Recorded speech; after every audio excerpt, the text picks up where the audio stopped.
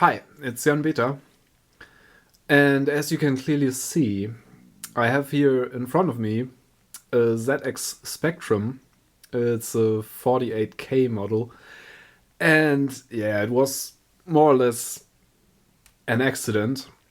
I just saw this on eBay, and it said it's in unknown condition because the power supply is missing. And I knew that it's just a 9 volts DC power supply. So I thought, yeah, I could maybe replace that and use my lab power supply. And yeah, the pictures looked clearly really nice and really clean. And yeah, so I bid something on that and got it for really, really cheap. And yeah, I wouldn't have believed that I would get it for that price. And yeah, so I got it and I was quite lucky. It turns out this is sealed on the backside. It's not a factory seal, but a reseller seal from Vobis, which is a huge chain of computer stores in Germany, or was at the time. This is clearly from the 80s when this was made. And yeah, I want to take a look inside before I turn this on. So in case there's something weird going on there, I don't damage it. Yeah, so that's what I want to do. It's just 4 screws on the bottom here, and I'm gonna break the seal before your very eyes. Yeah. Not much of a big deal because it's a reseller's seal. It was probably repaired at some point and they sealed it to keep the warranty. Or yeah, something like that, maybe. And yeah, as you can see, there's just the 4 screws and you just lift it up and you have to take care. There is this connectors for the keyboard that are very, very brittle, and you have to very carefully remove them. So I try to not damage them, but yeah, I don't know. Maybe I can't avoid that. So, oh, and as you can see, this is a yellow board. I was told that this is quite a rare edition. It's an issue 4A, which is not rare in itself.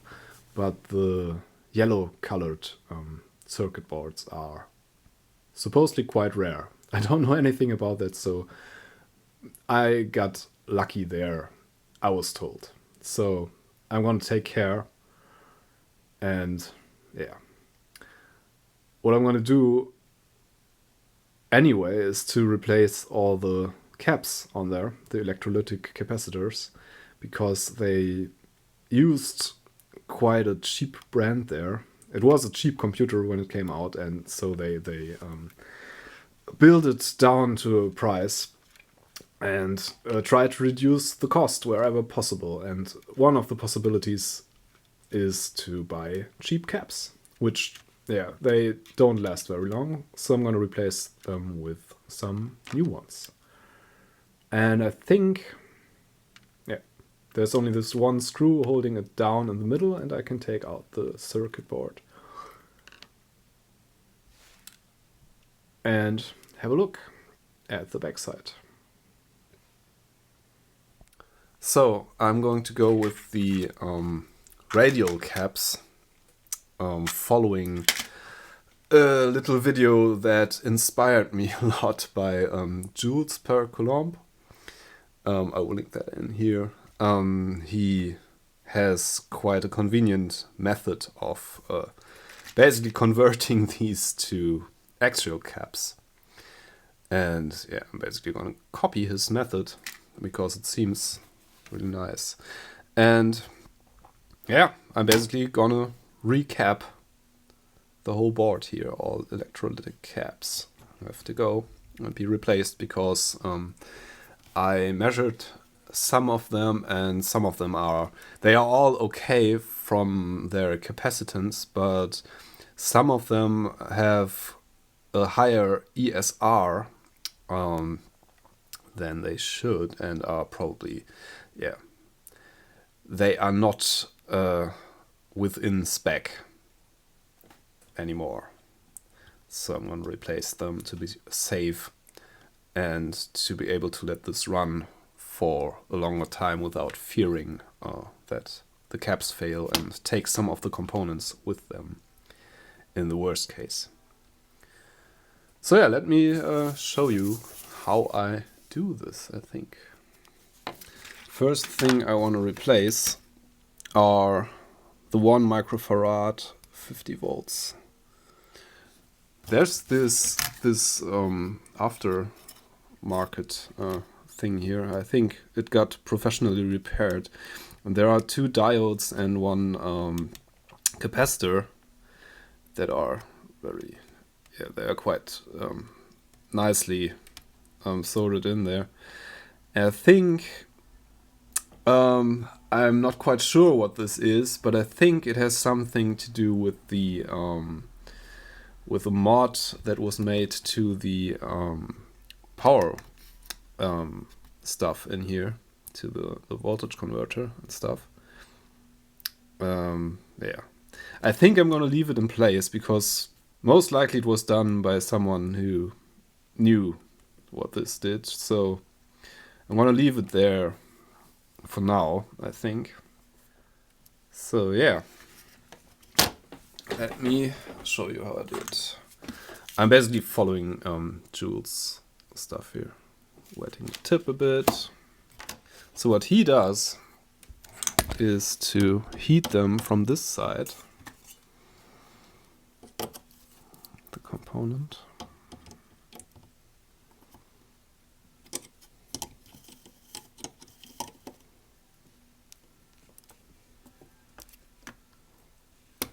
And just pull it out gently, basically.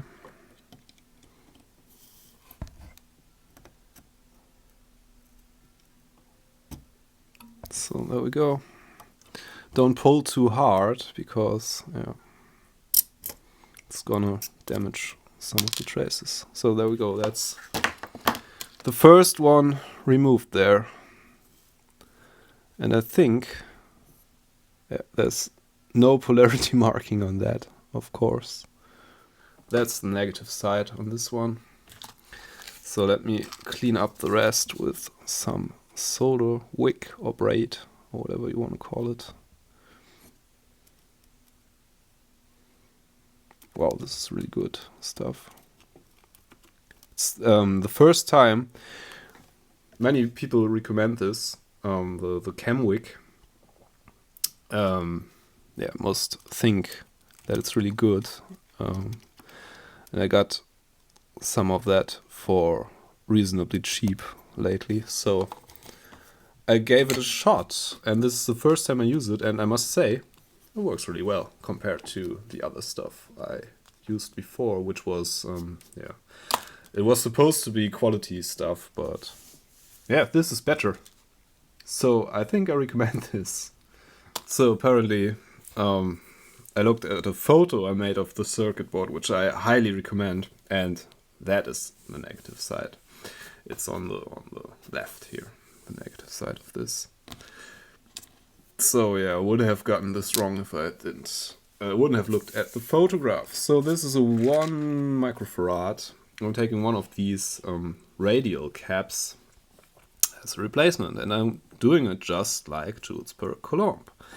I'm bending the positive lead all the way, so, and then I'm sliding a little heat shrink tubing over here to isolate it, because it may short out some traces that are on the circuit board otherwise. So I'm going to isolate that. This is the positive lead. And another trick that joules per coulomb does, which I don't know if I can do it if I have the needed stuff there. He does the positive leads with red tubing and the negative leads with black tubing, which is very convenient because yeah, it's very hard to mess it up that way, I think.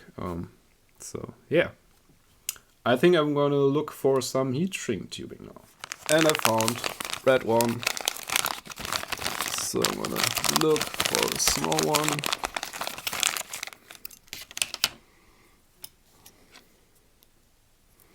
So I'm bending this here, like on the edge of the cap here. So I have enough space. And you go, basically, this is very narrow there. And you have to, of course, make sure that the leads don't cross on this side here, because it would lead to a nasty short.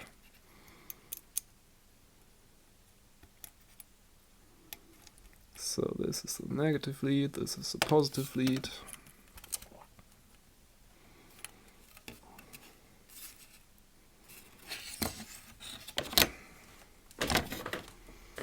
And I'm going to solder it in.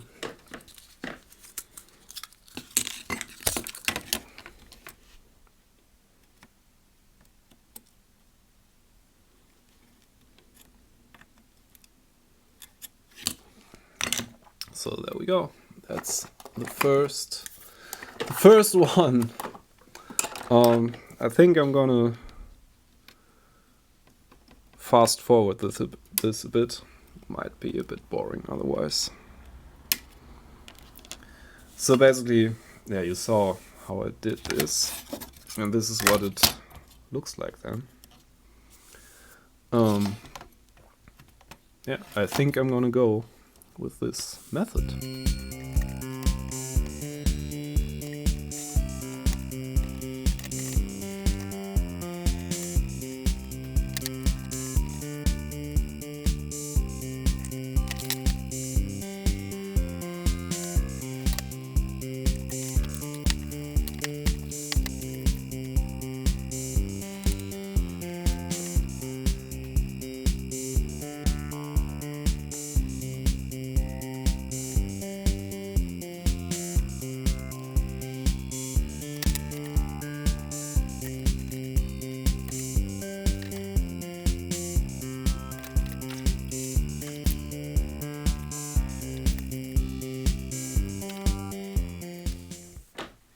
Oh, and I just realized I have some 22 microfarad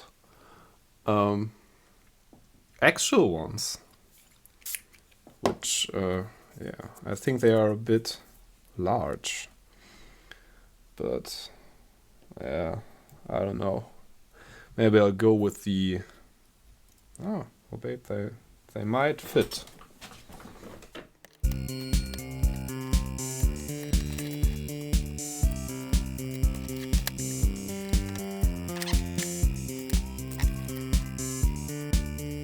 Yeah, this works pretty well.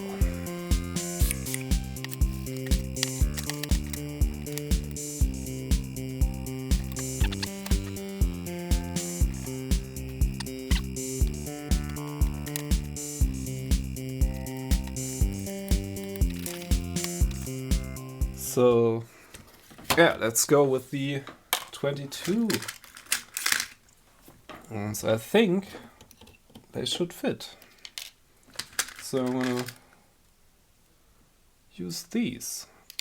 Not the best caps around, I think, but they are newer than the old stuff.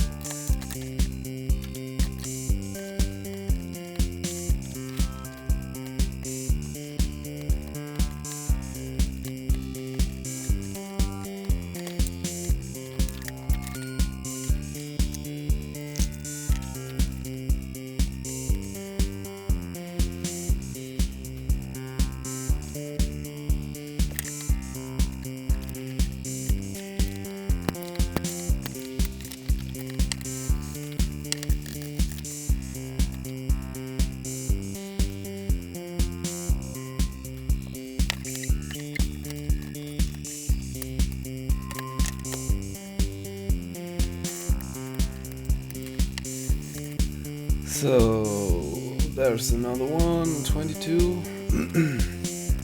But I don't have any actual ones left.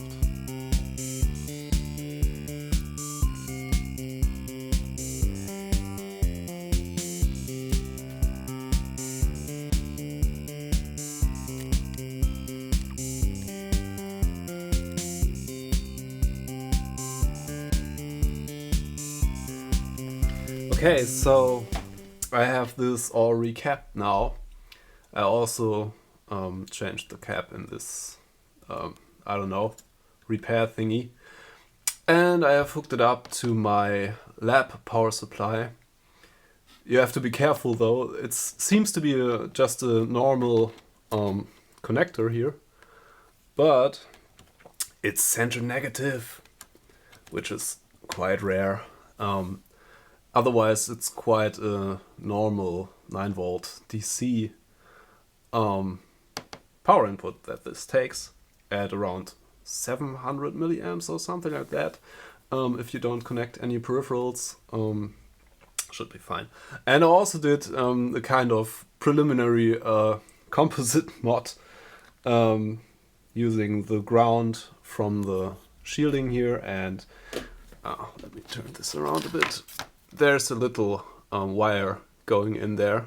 There's one wire which is the power for the RF modulator, and the other one is the video signal. So you can basically tap the video signal off there and use the other one as a ground and connect it to a monitor, which I did to test this. So fingers crossed, I'm gonna turn this on. I'm gonna turn on the bench power supply here. Let's see. And it gives a nice convenient hum, and there we go. This seems to have worked. So I think I'm gonna do a little composite mod on this, the easy way. Just basically doing the connections that I made. I'm gonna solder the connections onto the little connector on the back there, which is an RCA jack. And yeah, then I think we're good to go. And I'm gonna be able to use this specky, which is very nice. Yeah, so thanks for watching. I hope you enjoyed this, and maybe I could show you something you didn't know before. If you want to know more about spectrum repairs in general, I highly recommend Joules per Coulomb's channel. He has quite a bit there. I linked him in before. You can also click on the information button here and see the link again. Yeah, so basically, thanks for watching. I'm in beta. If you want to contact me, feel free. The usual social networks and email and stuff like that is linked all over the place. Also my Patreon and my PayPal you should be able to find if you want to give me some money to fund my hobby here, which is quite expensive at times. And yeah, so anyways, thanks for watching. Hope to see you again on this channel. I'm Jan Peter. Thanks for watching. See you next time. Bye.